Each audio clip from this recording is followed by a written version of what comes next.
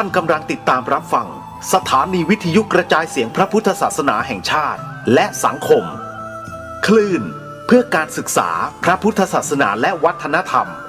ระบบ FM 104.5 เมกะเฮิรตซ์รายการต่อไปเป็นรายการคดีโลกคดีธรรม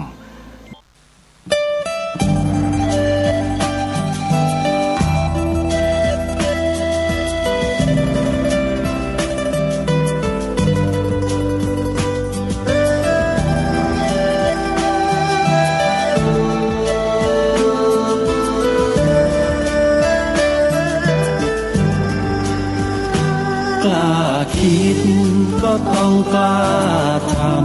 ำอย่ากลัวถ้าทำความดีเร่งศึกษาปัญหาให้ทันท่วงทีเมืองไทยจะพัฒนากว่านี้รายการดีคดีโลกคดีธรรมขอรำพันบรรยายความคิดเครื่องหมายแห่งสีทั้งสามงามถนัดขาวคือบริสุทธิ์สีสวัสดิ์หมายพระไตรรัตน์และธรรมะคุ้มจิตไทยแดงคือโลหิตเราใส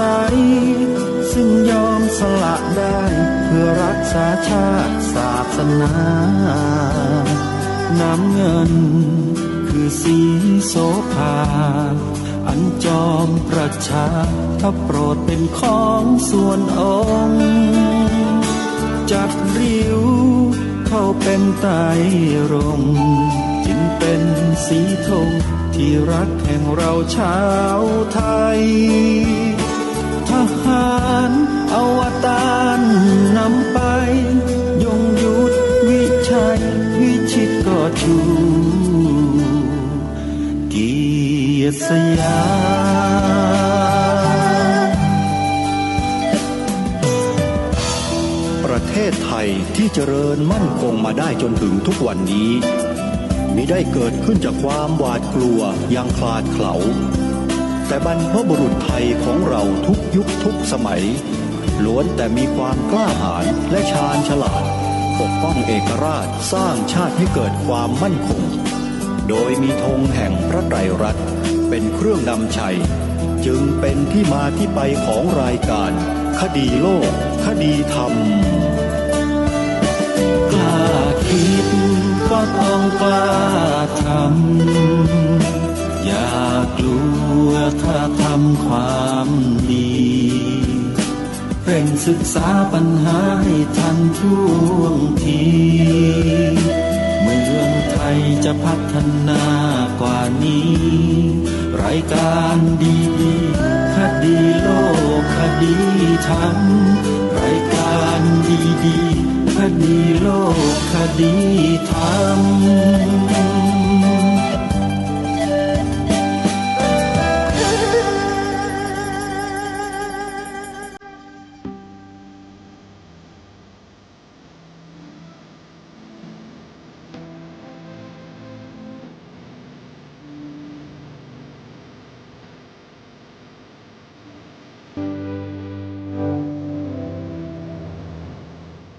ขอกราบถวายความนอบน้อมแด่พระรัตนตรัย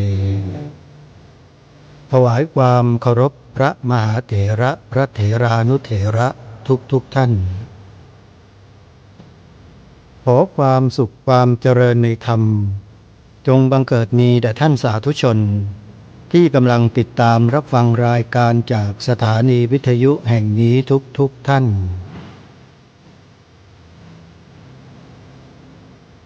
ขอนำท่านผู้ฟังเข้าสู่รายการคดีโลกคดีธรรม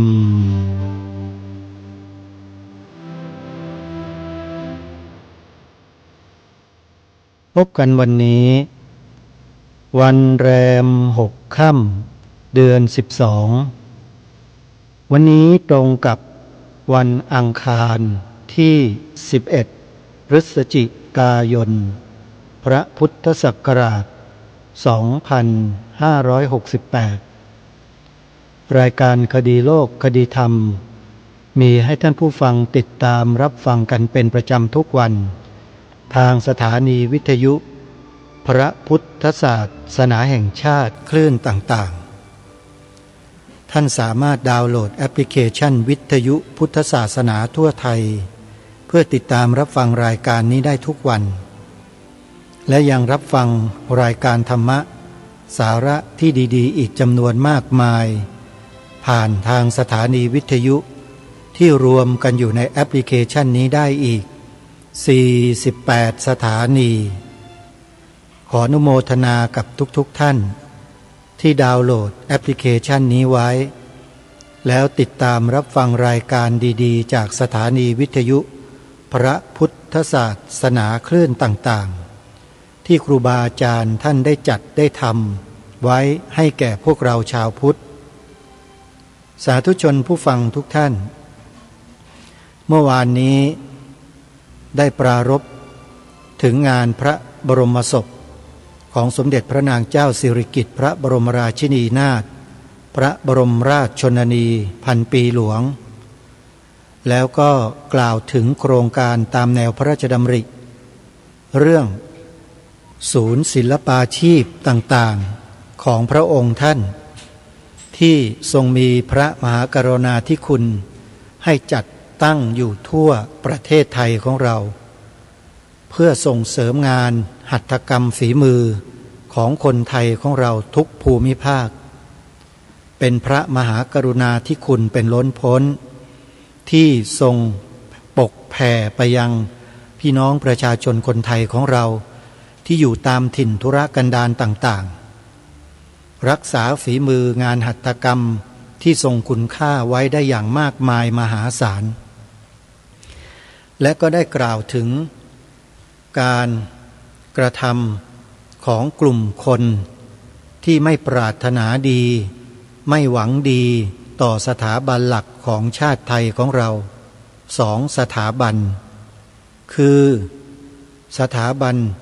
พระมหากษัตริย์และสถาบันพระพุทธศาสนา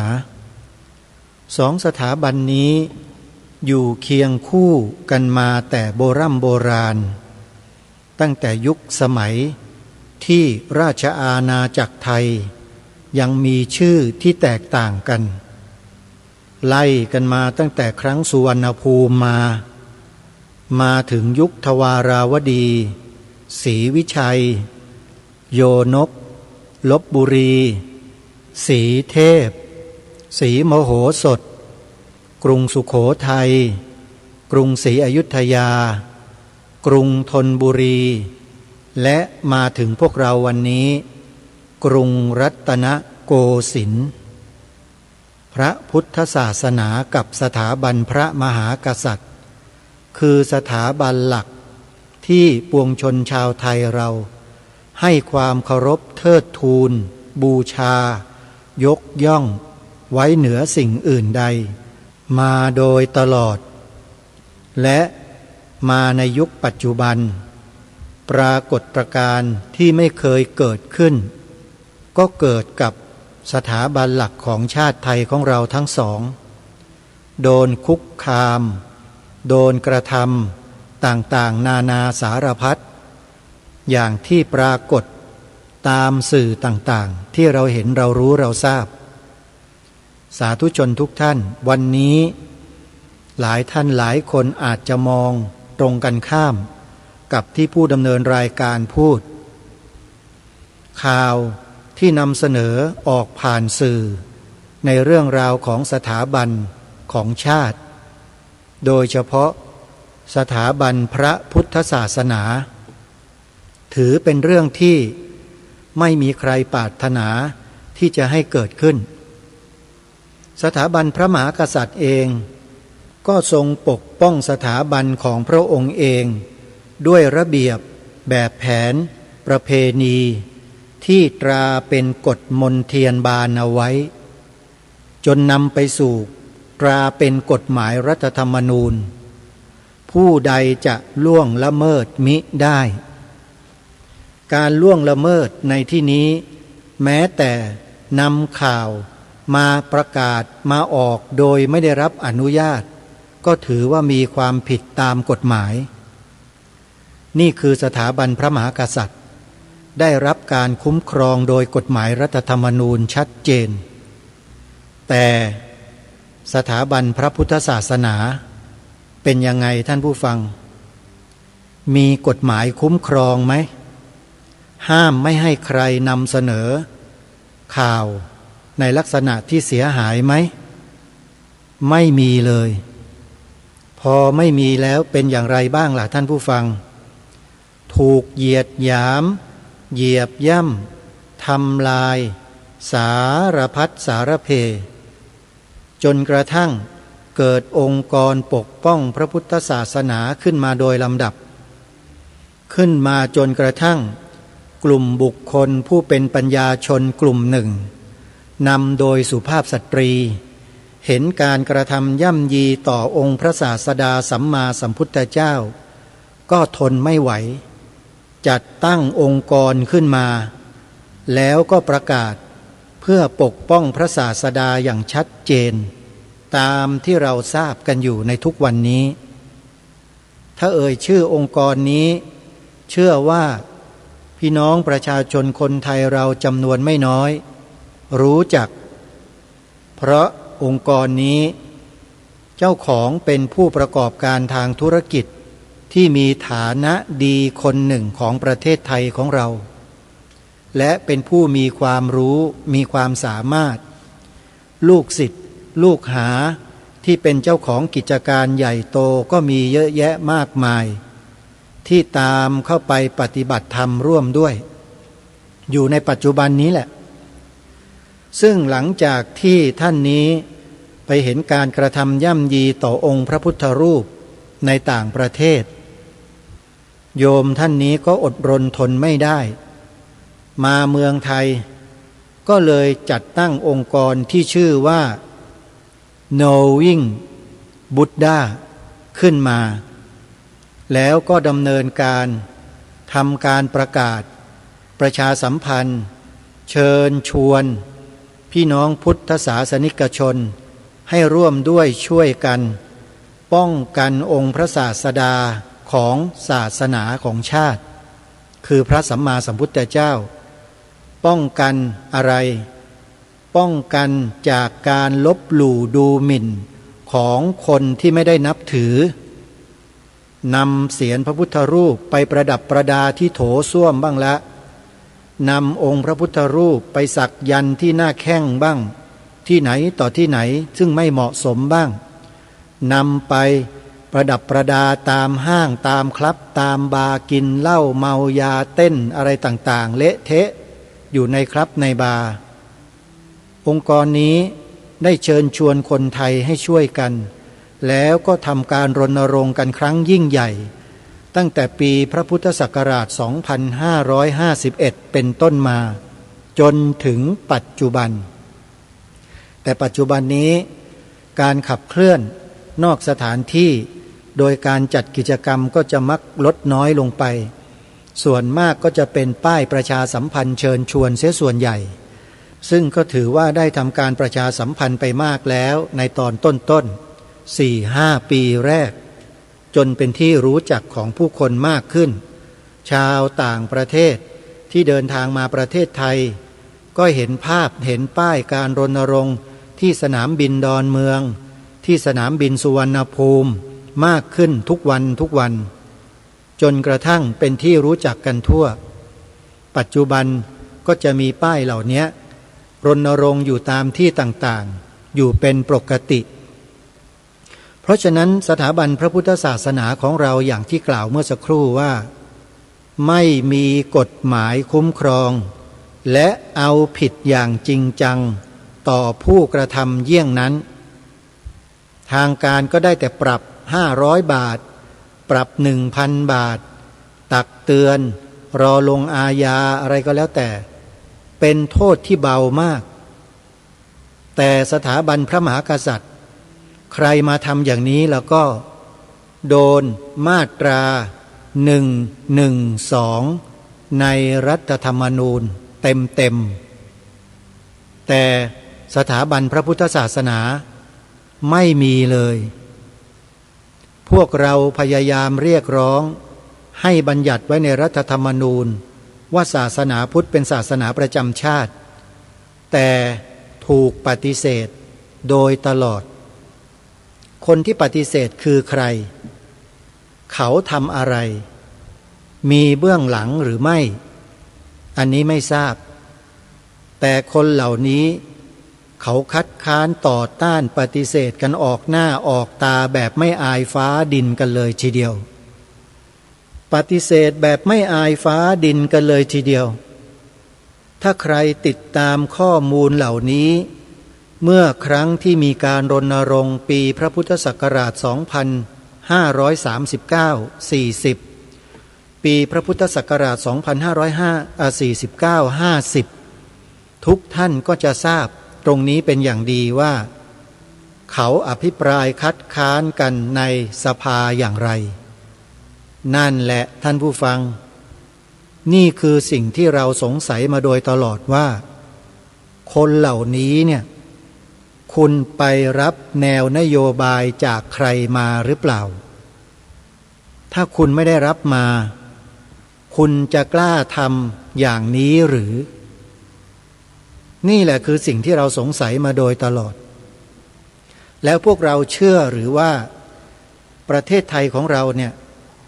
เวลามีกลุ่มคนออกมาต่อต้านคัดค้านประเทศไทยของเราในแง่ที่ต่อต้านและไม่เห็นด้วยกับวัฒนธรรมประเพณีที่ดีงามของสังคมไทยเราที่ทำสืบต่อกันมาเนี่ยท่านทั้งหลายคิดว่า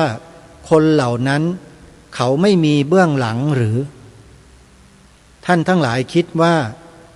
ไม่มีคนสนับสนุนเขาอยู่เบื้องหลังหรือทุกคนก็ต้องสงสัยในข้อนี้ใช่หรือไม่แน่นอนเราสงสัยมาโดยตลอดและถามว่าเรารู้ไหมว่าใครเราก็รู้ชัดเจนแล้วก็มีหลักฐานบางอย่างปรากฏให้เราเห็นด้วยแต่จะขอสงวนไม่นำมาปรารภและพูดในที่นี้แต่มีเบื้องหลังแน่นอนท่านผู้ฟังสาวไปในอดีตปีพระพุทธศักราช 2505 ถึง 2508 มีการประชุมใหญ่ที่ประเทศอิตาลีแต่ไม่บอกหรอกว่าที่ไหนเป็นความลับแต่มันก็ไม่ลับแล้วล่ะเพราะเอกสารที่เป็น confidential เนี่ยของเขานะฮะมันหลุดมาอยู่ในมือของพวกเราหมดเลยเขาใช้นโยบายอะไรรู้ไหมทำลายประเทศไทยของเราเนี่ยไดอะล็อกพระสงฆ์ครูบาอาจารย์ญาติโยมที่ในยุคก่อนๆที่เคยเคลื่อนไหวกันเมื่อปี39นะโยมพอฟังคำว่าไดอะล็อกเนี่ยทุกคนก็จะรู้เลยแต่ไม่ต้องไปเสิร์ชหาใน Google นะใน Google ท่านจะไม่มีวันได้ข้อมูลเหล่านี้อีกต่อไปเพราะเขาลบข้อมูลเหล่านี้ทิ้งหมดเวลาพิมพ์คำว่าไดอะล็อกเข้าไปเนี่ยถ้าจะให้ได้ข้อมูลนะต้องพิมพ์ชื่อเจ้าคุณองค์หนึ่งใส่ไปด้วยพิมพ์คำว่าไดอะล็อกเว้นวรรคแล้วก็พิมพ์ชื่อเจ้าคุณว่าพระเทพดีลกแล้วจะเห็นคลิปเก่าๆที่ท่านเจ้าคุณรูปนี้พูดถึงไดอะล็อกไปดูกันได้เลยท่านผู้ฟังสมัยก่อนเรายังไม่มีเครื่องมือที่ทันสมัยเช่นโน้ตบุ๊กคอมพิวเตอร์โทรศัพท์มือถือสมาร์ทโฟนเราไม่มีเราจึงเปิดดูไม่ได้สมัยก่อนมันเป็นแผ่นซีดีเป็นเทปคาสเซ็ตแต่พอมายุคหลังๆเนี่ยความเจริญด้านเทคโนโลยีมันสูงเขาก็นำเอาเสียงของท่านเจ้าคุณแล้วก็วิดีโอที่ได้บันทึกไว้เนี่ยมาอัปโหลดลงใน YouTube เรียบร้อยแล้วถ้าใครต้องการจะทราบว่าการเคลื่อนไหวเบื้องหลังของการดำเนินการประเทศไทยของเราเมื่อปีพระพุทธศักราช 2500 ถึง 2508 2505 ถึง 2508 ที่เขาใช้นโยบายไดอะล็อกเนี่ยมันมีความเป็นมาอย่างไรเข้าไปใน YouTube แล้วพิมพ์ชื่อไดอะล็อกพระเทพดีลกลองไปค้นหาดูนะแล้วเดี๋ยวจะหาว่ารายการนี้ไม่บอกรายการเนี้ยเคลื่อนไหวต่อสู้ในเรื่องนี้มาแล้วก็ได้กราบสักการะท่านเจ้าคุณพระเทพดีลกมาโดยตลอดท่านก็ให้แนวทางให้ข้อคิดให้วิธีการทำงานเอาไว้มาโดยตลอดเหมือนกันจึงมีข้อมูลทั้งหมดที่ท่านได้ถ่ายทอดไว้ให้เรียบร้อยหมดแล้วโยมฟังรายการนี้แล้วเนี่ยให้โยมทราบไว้เถอะว่าโยมฟังไม่ผิดหรอกถ้าต้องการจะฟังต้นสายต้นเหตุของปัญหาในบ้านเมืองของเราที่เกี่ยวกับการทำลายพระพุทธศาสนาเนี่ยโยมฟังรายการคดีโลกคดีธรรมเนี่ยเป็นรายการที่ถูกตรงเลยถึงแม้ว่าจะไม่พูดอะไรให้มันชัดเจนแต่ก็เป็นแนวให้พวกเราสาวไปหาข้อมูลได้อย่างไม่ยากเย็นนักถ้าหากว่าทำตามคำแนะนำของรายการเช่นให้ไปค้นดูใน YouTube อย่างที่ได้บอกได้กล่าวไปเมื่อสักครู่นี้พิมพ์ชื่อนี้ลงไปแล้วท่านก็จะทราบอันนี้เป็นสาเหตุหนึ่งที่อยู่เบื้องหลังและอีกสาเหตุหนึ่งที่บ่อนทำลายสถาบันต่างๆในประเทศไทยแม้แต่สถาบันพระมหากษัตริย์ของเราก็ถูกคนกลุ่มนี้ทำลายอยู่ตลอดเหมือนกันเขาใช้ยุทธศาสตร์หรือนโยบายที่เป็นความลับที่มีชื่อว่า Force 21โยมจำได้ไหม Force 21 FORCE หรืออะไรนี่แหละแล้วก็เลข21นี่คือเอกสารลับที่หลุดมาถึงมือพวกเราอีกชุดหนึ่งแล้วก็ยังมีเม็ดทรายอีกเล่มหนึ่งแล้วก็ยังมีสมการ E Mock 2นี่ก็ใช่ดำเนินการกับพระพุทธศาสนาในเมืองไทยของเราส่วน Force 21เนี่ยเล่นงานหมดเลยวัฒนธรรมจารีตประเพณีวิถีชีวิตความเชื่อศรัทธาศาสนาสถาบันพระมหากษัตริย์แนวนโยบาย Force 21เนี่ยทำลายหมดเลยโดยอาศัยมือของนอมินีที่เป็น NGO ในเมืองไทยเรานี่แหละกลุ่ม NGO นี่แหละญาติโยมตัวดีนักแลและถ้าหากพวกเราเนี่ยไม่รู้เท่าทันพวกเราก็จะตกเป็นเหยื่อคนพวกนี้โดยง่ายเพราะอะไรทำไมคนพวกนี้จึงกล้าพูดจึงกล้าทำก็เพราะเขาขายตัวให้กับต่างชาตินะสิเขาจึงกล้าทำไงถ้าจะพูดแบบตรงๆอีกคำหนึ่งก็ต้องพูดว่าพวกขายชาติท่านทั้งหลายท่านว่าคนขายชาติในบ้านเมืองเราเนี่ยปัจจุบันยังมีอยู่ไหมมีอนาคตล่ะมีไหมก็ยังมีอยู่นั่นแหละอดีตล่ะไม่ต้องพูดถึงเลยอยุธยาแตกล่มสลายก็เพราะไอ้คนขายชาติทั้งนั้นแหละนี่ไงทางรายการจึงได้ปลุกได้เร้าให้พวกเราเนี่ยลุกปลุกตื่นขึ้นมารับผิดชอบต่อบ้านเมืองร่วมกันวิธีการขึ้นมารับผิดชอบต่อบ้านเมืองไม่ได้ไปทำอะไรมากมายเลยทำตามที่ทางรายการแนะนำเท่านั้นแหละเช่นขึ้นทะเบียนประกาศตนเป็นพุทธมามกะญาติโยมก็ทำกันเป็นจำนวนมากแล้วเดี๋ยวอนาคตค่อยทำทางด้านอิเล็กทรอนิกส์ให้พวกเราขึ้นทะเบียนกันอีกครั้งหนึ่งแต่ยังไม่ถึงเวลานะนี่คือข้อแรกนะข้อ2รณรงค์ให้พวกเราสนับสนุนญัตติบัญญัติในรัฐธรรมนูญให้พระพุทธศาสนาเป็นศาสนาประจำชาติไทยโดยกฎหมาย เหมือนกับสถาบันพระมหากษัตริย์ที่มีกฎหมายคุ้มครองไว้ชัดเจนและรณรงค์ให้พวกเรากล่าว2 ประโยคซึ่งทำได้ไม่ยากและทำได้โดยทันทีไม่ต้องลังเลไม่ต้องสงสัยเพราะข้อมูลหลักฐานทั้งปัจจุบันทั้งอดีตที่เป็นประวัติศาสตร์อยู่ปรากฏในหอจดหมายเหตุอยู่ในพงศาวดารอยู่ในพระราชประวัติพระราชกรณียกิจพระบรมราโชวาทพระบรมราชโองการแนวพระราชดำริเพียบเลยหลักฐานเยอะมากสรุปลงมาให้เราได้ทำหน้าที่ปกป้องคุ้มครองรักษาด้วย2 ประโยคเป็นเบื้องต้นขอย้ำนะครับว่าเป็นเบื้องต้นถ้าเบื้องต้นหรือขั้นต้นเรายังทำไม่ได้ไม่ต้องพูดถึงขั้นต่อไปหรอกท่านหมดสิทธิ์ไม่มีสิทธิ์ที่จะทำได้เลยทำไมล่ะก็เพราะฐานของท่านไม่มีในใจไงฐานที่จะรองรับขั้นที่2ซึ่งเป็นขั้นที่ใหญ่กว่าหนักกว่ามันจะรับไม่ได้มันไม่มีอะไรรองรับพูดง่ายๆเพราะฉะนั้นการกล่าว2 ประโยคนี้คือการ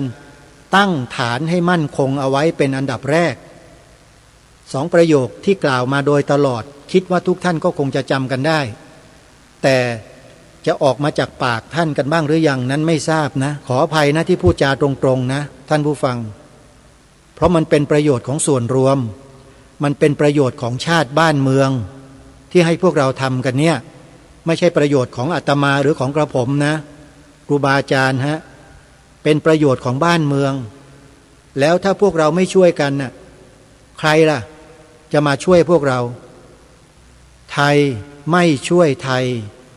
ก็แล้วใครจะมาช่วยเรา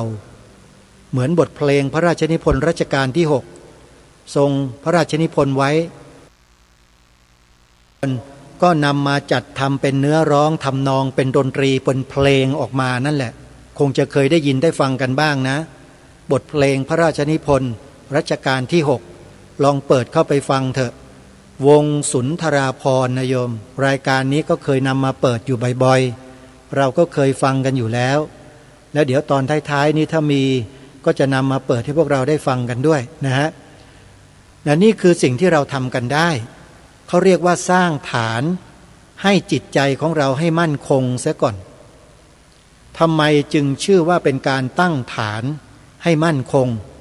ก่อนที่จะดำเนินการในขั้นตอนสำคัญต่อไปเพราะคนเราเนี่ยนะท่านผู้ฟังถ้าหากเราไม่เคยกล่าวไม่เคยพูดไม่เคยแสดงเรื่องราวอะไรออกมาด้วยวาจาของเราเนี่ยถามว่าสิ่งนั้นเราจะจดจำกันได้ไหมจำไม่ได้หรอกสมมุติว่าใครที่ไม่เคยสวดบทชินบัญชรมาเลยเนี่ยไม่เคยสวดไม่เคยอ่านไม่เคยดูเลยนะถามว่าเมื่อถึงเวลาหนึ่งมีคนบอกให้คุณสวดบทชินบัญชรโดยไม่ต้องดูหนังสือคุณจะสวดกันได้ไหมถามจริงฉันใดก็ฉันนั้นฮะประโยค2 ประโยคนี้แบบสั้นๆเนี่ยเหมือนกันฮะมันไม่เกี่ยวกับยาวไม่ยาวหรอกครับสั้นๆก็เถอะถ้าคุณไม่เคยกล่าวไม่เคยพูดมันไม่มีวันหรอกที่คุณจะพูดได้และกล่าวได้เมื่อถึงเวลามีคนให้คุณกล่าวและให้คุณยืนยันด้วยวาจาด้วยคำพูดคุณทำไม่ได้เลยสมมุติว่าไม่มีใครเคยฟังรายการคดีโลกคดีธรรมมาเลยนะแล้วก็บอกว่าคุณช่วยกล่าว2 ประโยคที่ทางรายการรณรงค์ให้หน่อยสิ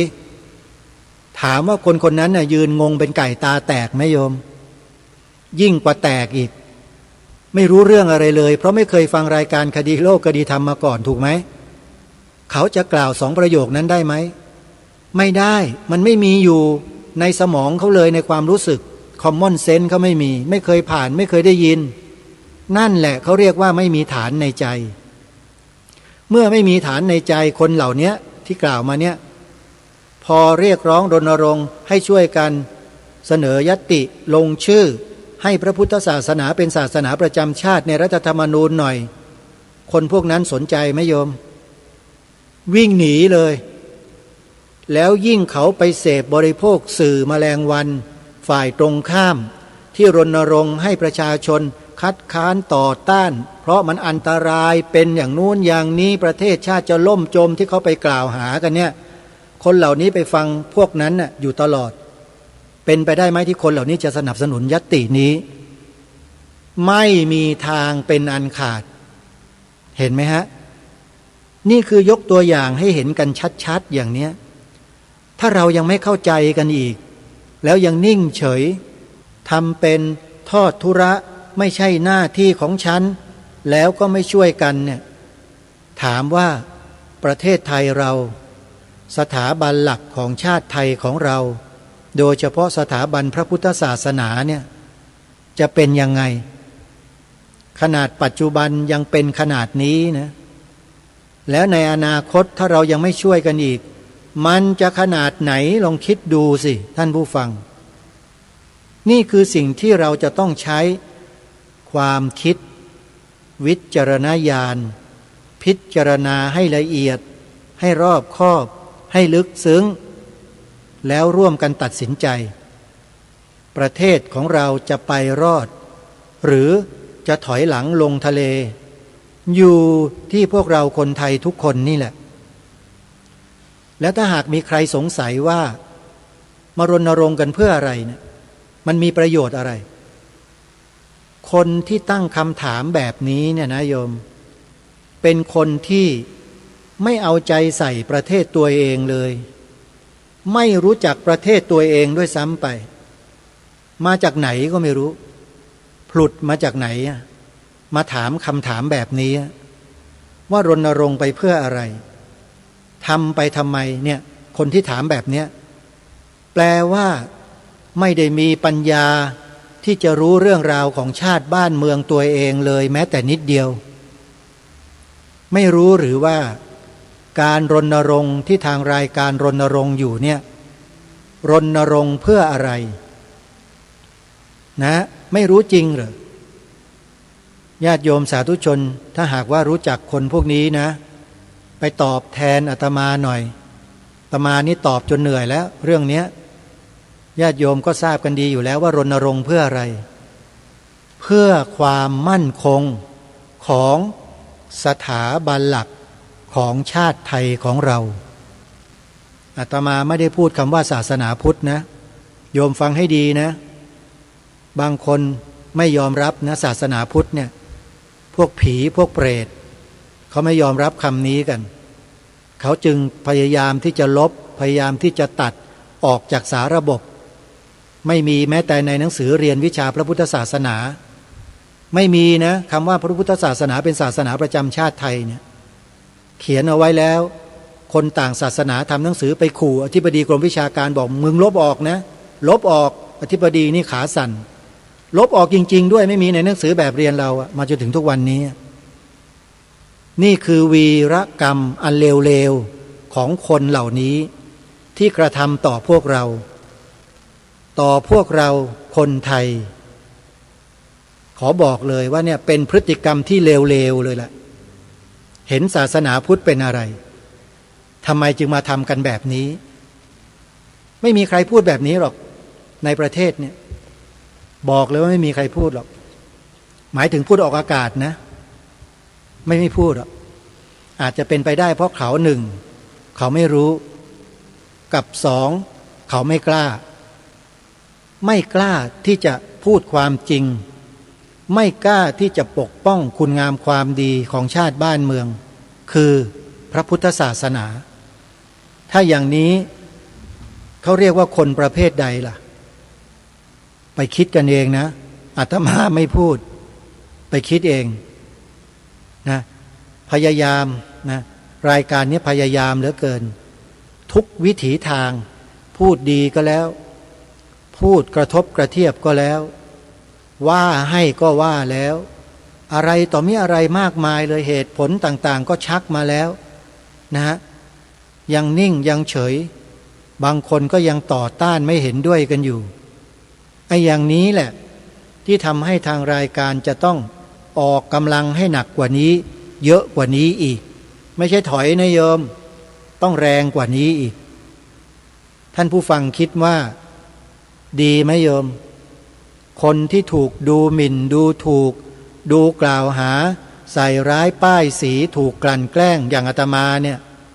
เดินหน้าอย่างเดียวฟันฝ่าปัญหาต่างๆเหล่านั้นไปแบบไม่เคยหวาดหวั่นเนี่ยโยมว่าดีไหมแต่ไม่ใช่มุทะลุดุดันนะไม่ใช่โยมไปอย่างมีปัญญามีเทคนิคและวิธีการเฉพาะ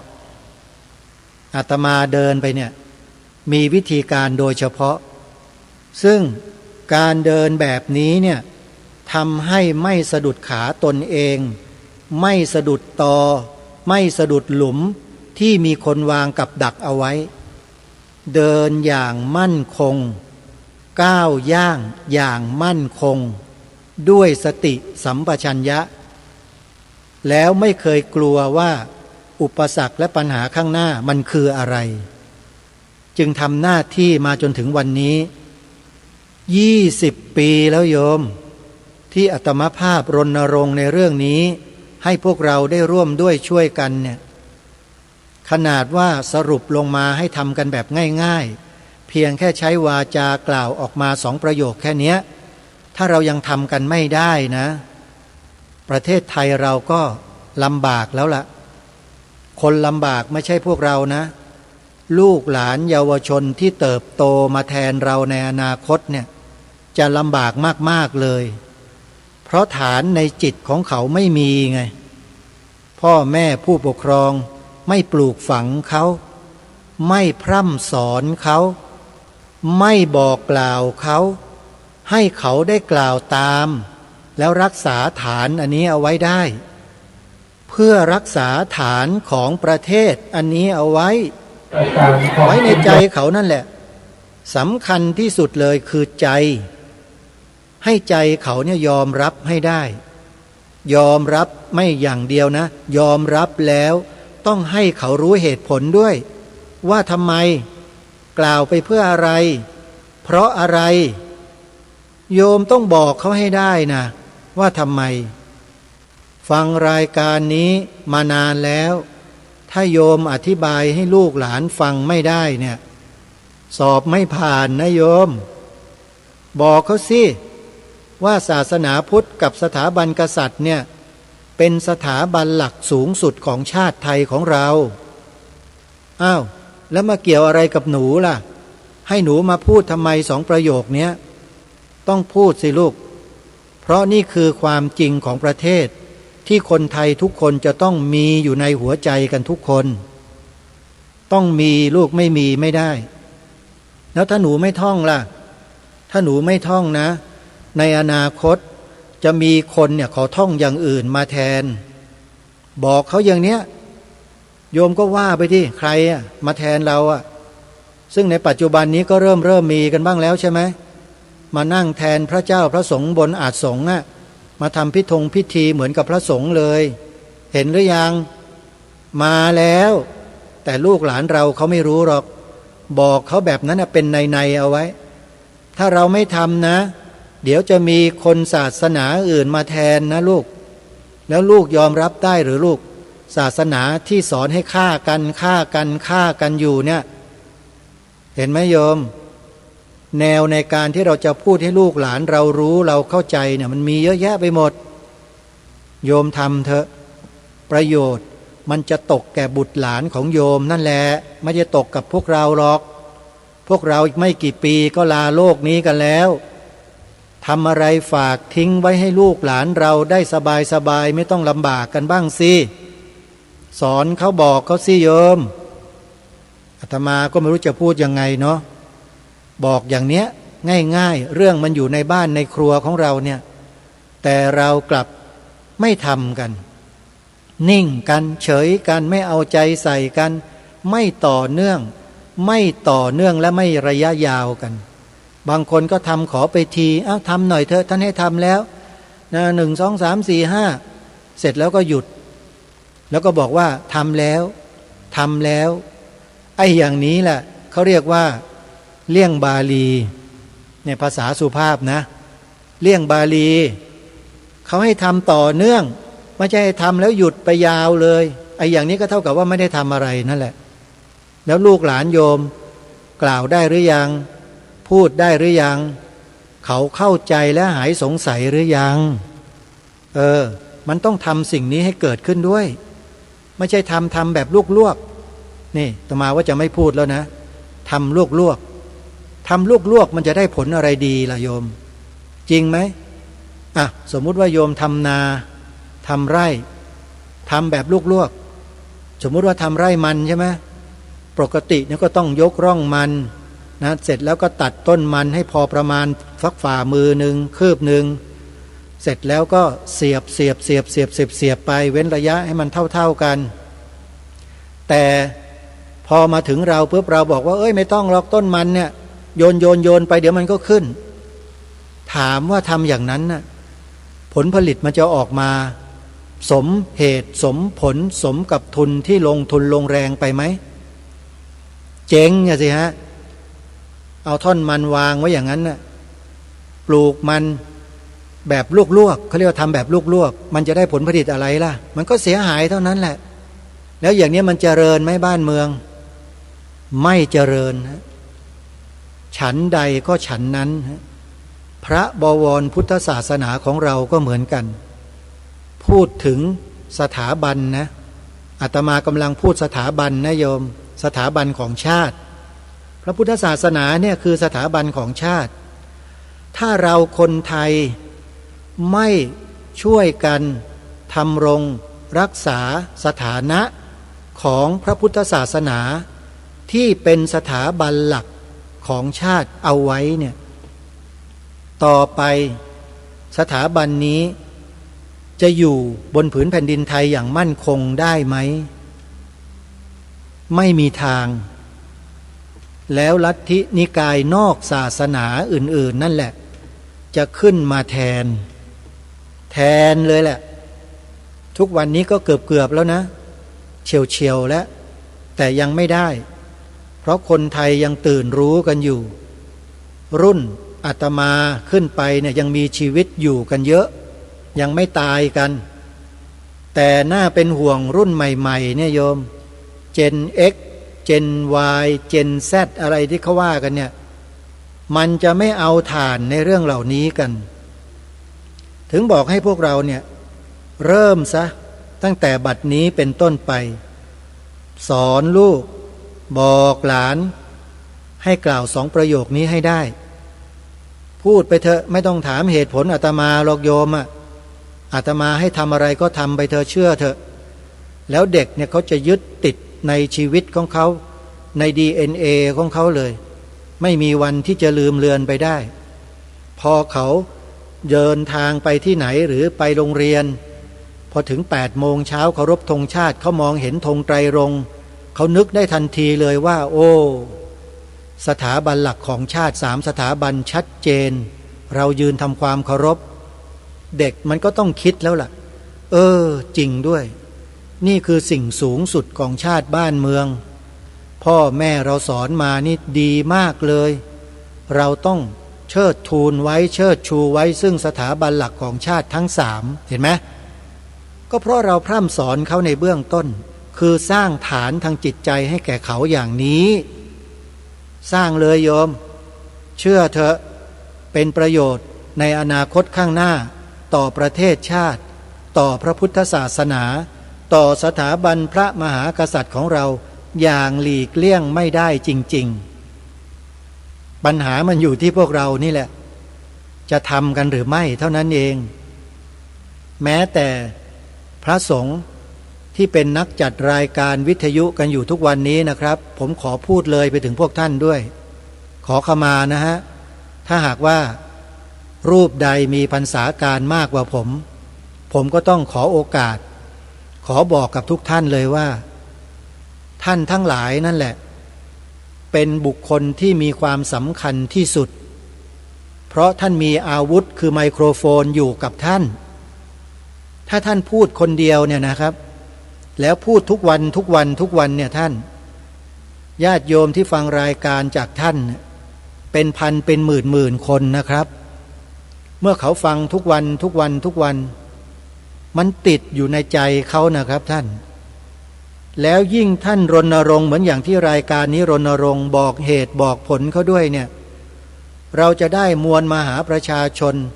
ที่เป็นพวกของเราที่พร้อมจะทำคุณงามความดีเพื่อประโยชน์ส่วนรวมแก่สถาบันหลักของชาติเพิ่มขึ้นรวดเร็วอย่างมหาศาลเพียงใดท่านลองคิดดู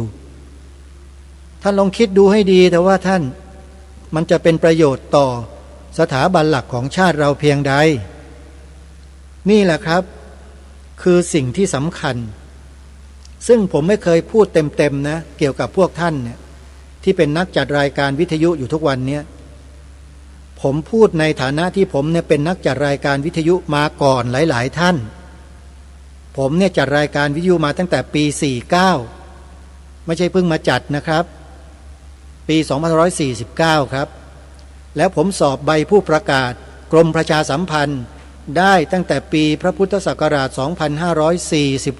2546ผมได้ใบผู้ประกาศแล้วเป็นผู้ประกาศตั้งแต่ปี46มีสิทธิ์ในการที่จะทำรายการเป็นผู้ดำเนินรายการผลิตรายการได้หมดทั้งวิทยุและโทรทัศน์ได้หมดเลยนะครับใครที่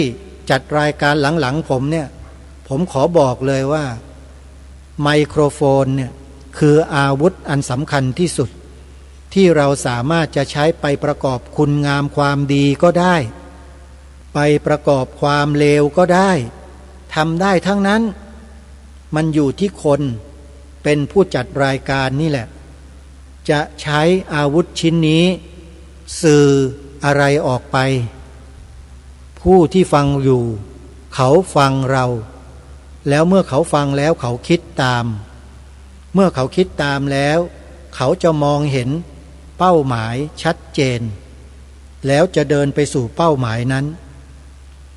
อย่างรายการคดีโลกคดีธรรมชี้เป้าให้ญาติโยมแล้วว่าเป้าของเราก็คือความมั่นคงของสถาบันหลักของชาติการที่เราพาทำกันแบบนี้มันเป็นการตั้งฐานเอาไว้ยังไม่มองเห็นลำตัวนะยังไม่มองเห็นยอดนะฐานมันอยู่ข้างล่างโยมฝังลงไปให้มันแน่นแน่นแน่นแน่นเลยเหมือนเสาเข็มอย่างเงี้ยนี่คือการเริ่มต้นการเริ่มต้นที่ดีเลยแหละแล้วก็เป็นสิ่งที่ถูกต้องด้วยองค์พระมหากษัตริย์ตรัสนำพวกเราไว้แล้วว่าพระพุทธศาสนาเป็นศาสนาประจำชาติไทยของเราทางรายการก็อัญเชิญมาถ่ายทอดให้พวกเรากล่าวกันต่อกล่าวตามพระองค์ท่านแล้วก็สีขาวในธงชาติไทยก็เหมือนกันกล่าวตามแนวพระราชดำริพระราชนิพนธ์ของพระองค์ท่านผมไม่ได้คิดขึ้นเองอาตมาไม่ได้คิดขึ้นเองนะโยมอัญเชิญมาทั้งสองประโยคเลยแล้วถ้าพวกเราปฏิเสธทำเป็นเฉยๆหมายความว่าอะไรลองไปคิดกันดูนะครับครูบาอาจารย์ฮะผมเองไม่สามารถบังคับใครได้อาตมาบังคับโยมไม่ได้แต่ให้ทุกท่านคิดได้ด้วยตนเองแล้วก็ดำเนินการด้วยตนเองครับเอาละครับวันนี้เวลาหมดอีกแล้วคงจะต้องพบกันต่อในวันพรุ่งนี้ขอความสุขความสวัสดีในธรรมแห่งองค์สมเด็จพระบรมศาสดาสัมมาสัมพุทธเจ้าจงปรากฏเกิดมีขึ้นในจิตใจของท่านผู้ฟังทุกท่านทุกคนเทินขอเจริญพรกล้าคิดก็ต้องกล้าทำอย่ากลัวถ้าทำความดี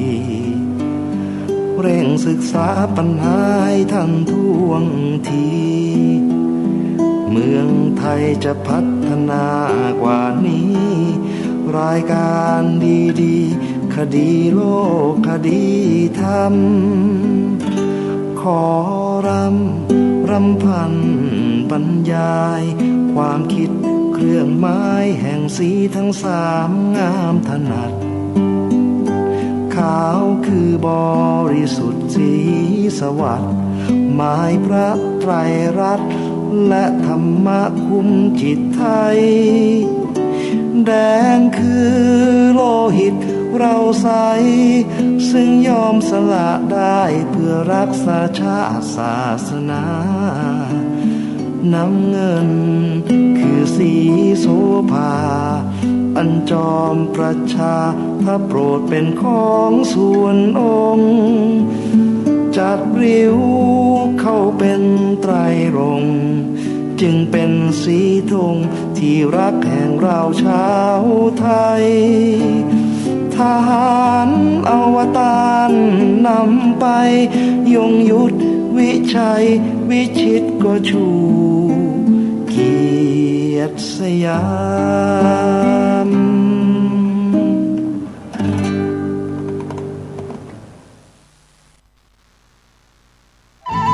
ที่จบไปแล้วนั้นเป็นรายการ คดีโลก คดีธรรม ดำเนินรายการโดย พระครูปลัดนรงค์ฤทธิ์